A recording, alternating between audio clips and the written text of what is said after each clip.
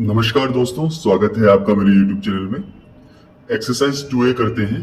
Question 1 है, evaluate. First part है 4 की पावर -3। बेस है यहाँ पर 4, एक्सपोनेंट है यहाँ पे -3। अभी हमने देखिए इंट्रोडक्शन वीडियो में पढ़ा था, कोई अगर रैशनल नंबर है a/b, इसकी अगर पावर है -n, हम इसे किस तरीके से लिख सकते हैं? हम इसे लिख सकते हैं b/a की पावर n, यानी जो बेस होता है हमारा, ये नंबर इनवर्स हो जाता है और एक्सपोनेंट जो है पॉजिटिव में कन्वर्ट हो जाता है। इसके बाद हम इसे आगे सॉल्व कर सकते हैं। 4/-3 है, 4 को हम क्या लिख सकते हैं? 4/1 की पावर -3 है। जब इसका एक्सपोनेंट नेगेटिव है, -3 है, पॉजिटिव में कन्वर्ट करेंगे तो ये हो जाएगा 1/4/3। और यहां पर हम लिख देंगे बिकॉज का सिंबल लगा देंगे। a/b की पावर -n जो होता है हमारा, ये हो जाता है b/a की पावर n। 1/4 यानी 1/4 का 3 टाइम्स मल्टीप्लीकेशन। 1/4 एक्सपोनेंट 3 है ना, तो 3 टाइम्स मल्टीप्लीकेशन होगा 1/4 का। ऊपर देखिए न्यूमरेटर में 1 इंटू 1 इंटू 1 1 आ जाएगा, और 4 का 3 टाइम्स मल्टीप्लीकेशन आ जाएगा। 4 इंटू 4 16 इंटू 4 64। 4 का क्यूब होता है 64। ये हमारा आंसर हो जाएगा। ठीक है, सेकेंड पार्ट देखते हैं। 1/2 की होल पावर -5। इसे किस तरीके से हम करेंगे? इसे करने के लिए सेम, यहां पर हमारा बेस है 1/2, एक्सपोनेंट है -5। ठीक है, तो 1/2 की पावर -5 को हम लिख सकते हैं, इनवर्स हो जाएगा बेस हमारा 2 और एक्सपोनेंट पॉजिटिव आ जाएगा 2/1। और यहां पे भी हम लोग लिख देंगे बिकॉज a/b की power -n law by law of exponent से a/b की power -n is equal to b/a की पावर n। यहां हम लिख सकते हैं बाई लॉ ऑफ एक्सपोनेंट। ऐसा करेंगे तो एग्जाम में अच्छा इंप्रेशन पड़ता है। ठीक है, 2 की पावर 5 क्या होता है? यानी 2 का 5 time multiplication. 2 into 2 4 into 2 8 into 2 16 into 2 32। Second part का आंसर 32। ठीक है, थर्ड पार्ट देखते हैं। 4/3 की पावर -3। बेस है यहां हमारा 4/3, एक्सपोनेंट है -3। 4/3 की पावर -3 हमारा हो जाता है, यहां पे बेस इनवर्स हो जाएगा, नेगेटिव है ना, 3/4, और एक्सपोनेंट नेगेटिव से पॉजिटिव में कन्वर्ट हो जाएगा जैसे हम इसे बेस को इनवर्स करेंगे। साइड से लिख देंगे हम, बिकॉज a/b की पावर -n इक्वल्स टू क्या होता है? बेस यहाँ पे b/a की पावर n, ये होता है। ठीक है, सॉल्व कर लेंगे। 3/4 की पावर क्यू। अब 3/4 की पावर क्यू क्या आएगा? 3 की पावर 3 हो जाएगा अपॉन 4 की पावर 3। यहां भी हम इसे लिख सकते हैं कि अगर a/b की पावर n हो तो a की पावर n हो जाता है और b की पावर n हो जाता है, ये भी बाय लॉ ऑफ एक्सपोनेंट से। ठीक है, 3 की पावर क्यू मतलब क्या हुआ? 3 का 3 टाइम्स मल्टीप्लीकेशन। 4 की पावर 3 मतलब क्या हुआ? 4 का 3 time multiplication. 3 into 3 9 into 3 27 upon 4 into 4 16 into 4 64। ये हमारा थर्ड पार्ट का आंसर। फोर्थ पार्ट देखते हैं। फोर्थ पार्ट है -3 की पावर 4। बेस है यहां हमारा -3 और एक्सपोनेंट है यहां हमारा 4। यहां देखिए फर्स्ट 3 पार्ट में नेगेटिव था एक्सपोनेंट, यहां पॉजिटिव है। ये क्या हो जाएगा? -3 का 4 times multiplication.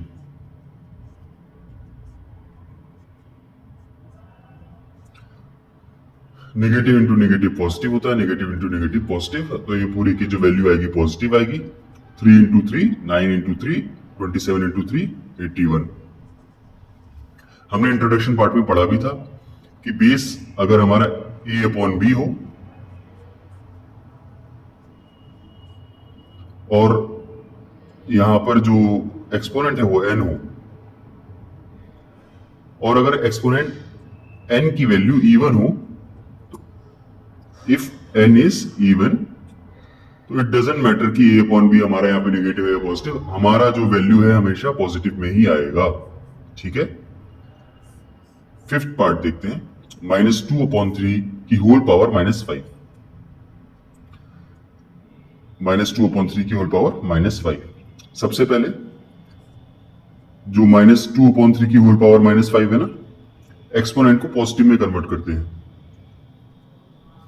Bye law of exponent. क्या हो जाएगा, -2 अपॉन 3 अपॉन की पावर -5 है ना, ये हो जाएगा हमारा 3 अपॉन -2 की पावर 5। एक्सपोनेंट नेगेटिव था, पॉजिटिव में कन्वर्ट हो गया।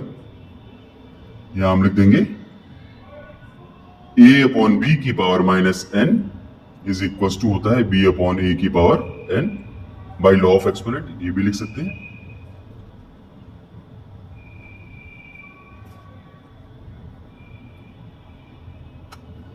इसका मतलब क्या हुआ, 3 की पावर 5 -2 की पावर 5।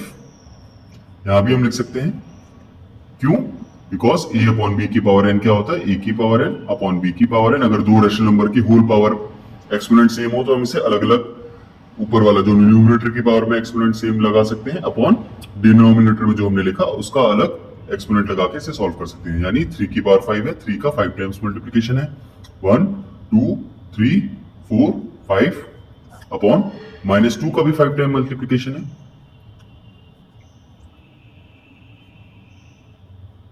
ठीक है, 1 2 3 4 5। ब्रैकेट के बीच में अगर हम मल्टीप्लीकेशन लाना लगाए तब भी ये मल्टीप्लीकेशन ही माना जाता है। ठीक है ना, 3 का 5 टाइम्स मल्टीप्लीकेशन करना है, 3 इंटू 3 9 इंटू 3 27 इंटू 3 81 इंटू 3 243 होता है। ठीक है, अपॉन में फर्स्ट नेगेटिव साइन देखते हैं पहले। नेगेटिव कितनी बार नेगेटिव का क्यों है, 5 टाइम्स मल्टीप्लीकेशन हो रहा है ना नेगेटिव नंबर का। जब भी हम नेगेटिव नंबर का इवन टाइम्स मल्टीप्लीकेशन करते हैं तो आंसर पॉजिटिव आता है, और ऑड टाइम्स अगर हम मल्टीप्लीकेशन करते हैं तो आंसर नेगेटिव आता है। यहाँ पे देखिए 5 टाइम्स मल्टीप्लीकेशन कर रहे हैं, ऑड टाइम्स मल्टीप्लीकेशन कर रहे हैं तो आंसर नेगेटिव आएगा। कैसे, नेगेटिव इंटू नेगेटिव पॉजिटिव हुआ, पॉजिटिव इंटू नेगेटिव नेगेटिव हुआ, नेगेटिव इंटू नेगेटिव पॉजिटिव हुआ, और पॉजिटिव इंटू नेगेटिव नेगेटिव, तो आंसर हमारा नेगेटिव में आएगा। अब जो हमारा साइन है हम इसे छोड़ देंगे, नंबर को देखते हैं। 2 इंटू 2 4 इंटू 2 8 इंटू 2 16 इंटू 2 32, यानी फिफ्थ पार्ट का हमारा आंसर आ गया 243 अपॉन -32, ये आंसर हो गया। ठीक है, सेकंड क्वेश्चन देखते हैं। जो हमारा क्वेश्चन फर्स्ट का फोर्थ पार्ट था ना, इसमें क्वेश्चन में -3 की पावर -4 लिखा था, हमने यहाँ पर इसे -3 की पावर 4 में सॉल्व किया, आंसर हमारा ठीक है। लेकिन क्वेश्चन में -3 की पावर -4 है ना, नेगेटिव है, ये नेगेटिव आएगा, नेगेटिव आया, इसी जब हम पॉजिटिव में कन्वर्ट करते हैं तो क्या हो जाएगा, ये 1 अपॉन -3 की पावर 4, यानी ये आ जाएगा 1 अपॉन -3 का 4 टाइम्स मल्टीप्लीकेशन 1 अपॉन 81, इसका आंसर आएगा। जो लास्ट पार्ट है ना, इसे डिनोमिनेटर को कभी भी नेगेटिव में मत लिखिएगा, ऊपर ले जाएं इसे, -243 अपॉन 32, ये हमारा आंसर आएगा क्वेश्चन फर्स्ट का फिफ्थ पार्ट का। ठीक है, सेकंड क्वेश्चन देखते हैं। सेकंड का फर्स्ट पार्ट है 5 upon 3 square into 5 upon 3 square. देखिए ये हमारे दो रेशनल नंबर है, a अपॉन बी, ये बेस है हमारा 5 अपॉन 3, इसका एक्सपोनेंट है 2, दोनों का देखिए बेस सेम है। हम पिछले क्वेश्चन में पढ़ चुके हैं, बेस अगर सेम हो बेस को कॉमन लिख देते हैं, और इसकी जो एक्सपोनेंट है, इसका जो पावर है उसका एडिशन हो जाता है। किस लॉ से, बिकॉज a अपॉन बी की is to the power n into a upon B is to the power m हो, तो हमारा जो वैल्यू है वो आ जाती है a upon B is to the power m plus n। ठीक है, दो रेशनल नंबर हैं, अगर उनका बेस सेम हो तो जो इनका एक्सपोनेंट है वो एडिशन हो जाता है उसका बाय लॉ ऑफ एक्सपोनेंट।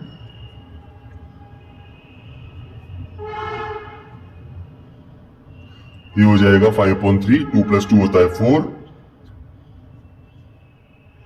5 का 4 टाइम्स मल्टीप्लीकेशन और 3 का 4 टाइम्स मल्टीप्लीकेशन। यहां पे भी हम लिख सकते हैं a अपॉन बी की पावर n हो, a की पावर n और b की पावर n हो जाता है, ये भी बाय लॉ ऑफ एक्सपोनेंट। 5 की पावर 4 यानी 5 का 4 टाइम्स मल्टीप्लीकेशन, 3 की पावर 4 यानी 3 का 4 टाइम्स मल्टीप्लीकेशन। सॉल्व करते हैं, 5 × 5 25 × 5 125 × 5 625 अपॉन 3 की पावर 4 यानी 3 का 4 टाइम्स मल्टीप्लीकेशन, 3 × 3 9 × 3 27 × 3 81। ठीक है, फर्स्ट पार्ट आंसर आ गया ये। ठीक है, सेकंड पार्ट देखते हैं। 5/6 की पावर 6 × 5/6 की पावर -4, दोनों का बेस सेम है, बेस सेम है यानी इसका जो एक्सपोनेंट है उसका आपस में एडिशन हो जाएगा। कैसे? यहां पे बिकॉज अगर a अपॉन बी की पावर n हो इंटू a अपॉन बी की पावर m हो, हमारा जो वैल्यू है बेस अगर सेम होता है दोनों का तो इसका एक्सपोनेंट आपस में ऐड हो जाता है। 5/6 की पावर 6 प्लस -4 है ना, तो प्लस इंटू माइनस होता है माइनस, यानी 6 - 4, ये आ जाएगा हमारा 5/6 की पावर 2। अब ये 5 स्क्वायर लिख सकते हैं अपॉन 6 स्क्वायर, यहां पे भी हम ब्रैकेट में लिख सकते हैं कि अगर a अपॉन बी की पावर n हो तो a की पावर n और b की पावर n हो जाता है, अलग अलग उसका एक्सपोनेंट हम करके लिख लेते हैं। 5 स्क्वायर मतलब 5 × 5, 6 स्क्वायर मतलब 6 × 6, यानी ये हो गया 25/36। ये हमारा आंसर आ गया सेकंड पार्ट का। थर्ड पार्ट देखते हैं। 2/3 की पावर -3 × 2/3 की पावर -2, बेस सेम है, एक्सपोनेंट का एडिशन हो जाएगा, आपस में मल्टीप्लीकेशन हो रहा है तो -3 प्लस -2 हो जाएगा। सेम a अपॉन बी की power m into a upon B की पावर n हो, बेस सेम हो तो आपस में एक्सपोनेंट का एडिशन हो जाता है बाय लॉ ऑफ एक्सपोनेंट। ये आया हमारा 2/3, -3 प्लस इंटू माइनस हुआ माइनस, और -3 प्लस -2 कितना हो गया -5। यहां पे देखिए एक्सपोनेंट हमारा नेगेटिव आया। ठीक है, इसको पॉजिटिव में कैसे कन्वर्ट करेंगे? 2/3 की पावर -5 हमारा हो जाता है 3/2 की पावर 5। अगर बेस हमारा हो कोई नंबर और उसका जो एक्सपोनेंट है वो नेगेटिव है तो वह, अगर हम उसका एक्सपोनेंट को पॉजिटिव में कन्वर्ट करते हैं तो अंदर बेस जो है वो इनवर्स हो जाता है। यहां पे हम लिखेंगे कि a अपॉन बी की होल पावर अगर -n होता है, अंदर का जो नंबर है वो इनवर्स हो जाता है और एक्सपोनेंट पॉजिटिव में कन्वर्ट हो जाता है। अब इस बात का मतलब क्या हुआ? 3 की पावर 5 अपॉन 2 की पावर 5 हो गया। 3 का 5 टाइम मल्टीप्लीकेशन और 2 का भी 5 टाइम मल्टीप्लीकेशन, यानी आया 3 × 3 × 3 × 3 × 3 अपॉन 2 × 2 × 2 × 2, 1 2 3 4 5, 1 2 3 4 5। 3 × 3 होता है 9, × 3 27, × 3 81, × 3 243 अपॉन 2 की पावर 5 होता है 32, यानी 243/32 ये हमारा आंसर आ जाएगा। क्वेश्चन 2 का third part complete. Question 2 fourth part आखिरी पार्ट है। बेस है 9/8 की पावर -3 इंटू 9/8 की पावर 2, बेस सेम है, एक लिख सकते हैं, एक्सपोनेंट का एडिशन हो जाएगा यहाँ पे -3 + 2, यहाँ पे लिखेंगे बिकॉज a अपॉन बी की पावर m हो और अगर a अपॉन बी की पावर n, इन दोनों का अगर आपस में मल्टीप्लिकेशन हो रहा हो, बेस सेम आ जाता है और जो एक्सपोनेंट है उसका एडिशन हो जाता है। ये आ जाएगा हमारा 9 अपॉन 8, इसकी पावर -2 + 2 क्या होता है? -1। ये आया हमारा एक्सपोनेंट नेगेटिव में, इसको पॉजिटिव में कन्वर्ट करना है, तो 9 अपॉन 8 की पावर -1 इक्वल्स टू क्या हो जाएगा? 8 upon 9 is to the power 1। कैसे? बिकॉज अगर a अपॉन बी एक रैशनल नंबर हो, इसकी एक्सपोनेंट अगर -n हो, अंदर का नंबर इन्वर्स हो जाता है, b अपॉन a हो जाता है और इसका एक्सपोनेंट पॉजिटिव में कन्वर्ट हो जाता है। 8 upon 9 is to the power 1, यानी 8 का वन टाइम मल्टीप्लिकेशन 8 ही होगा और 9 का भी वन टाइम मल्टीप्लिकेशन 9 ही होगा, यानी इसका आंसर आ गया 8 अपॉन 9। Question second complete.